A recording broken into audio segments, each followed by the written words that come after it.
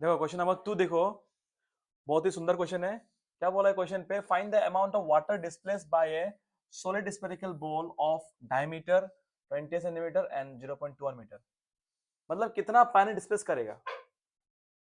अब खुद देखो, सिंपल, ये आपका आर्किमिडीज प्रिंसिपल का ऊपर क्वेश्चन है। तुम्हारा पास एक मानो मानो कि कटोरा है व एक तो ड्रम है। ड्रम का आधार पर पानी फूल है। अगर तुम यहाँ पे एक बॉल डालेगा, क्या डालेगा?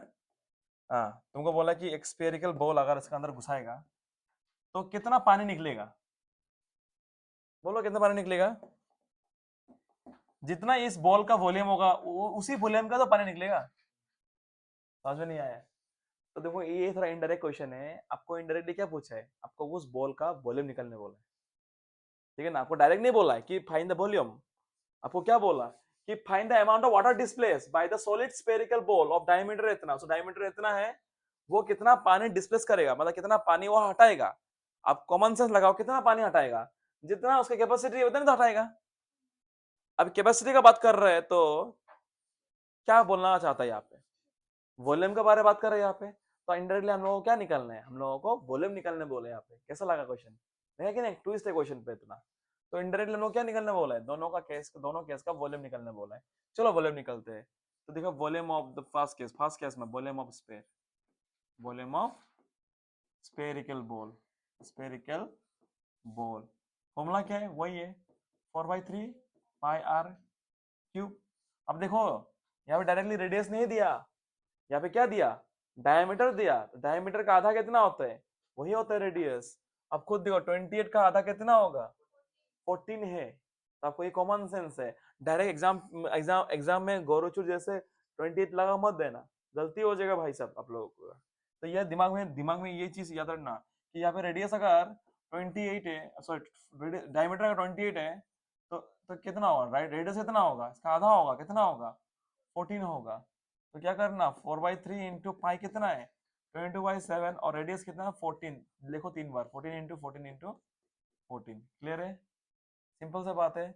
7 कितना था? 14 होता है। 7 2 जा। ठीक है दोस्तों? अभी देखो, 4 2 जा 8, 4 2 जा 8, तो 88 हो गया ऊपर पे। 2 इंटू 14, 14 जा कितना होता है? 196। 196 डिवाइड बाई 3। अब क्या करो, तीनों को इंटू करके डिवाइड कर देना दोस्त। खत्म कहानी, खत्म कहानी। चलो करो इंटू, इसको इंटू कर देता। चलो 8 2 जा 16, 176। ठीक है, 176 into 196/3। Multiply and divide it, या फिर आपको अगर डिवाइड पहले करना है तो आप कर सकते हो। चलो हम डिवाइड पहले कर देते हैं। चलो जैसे कि 3 कितना था? 3 5 जा कितना होता है? 15 होता है। 2 बच गया, 26 बच गया। 3 8 जा 24, ठीक है ना?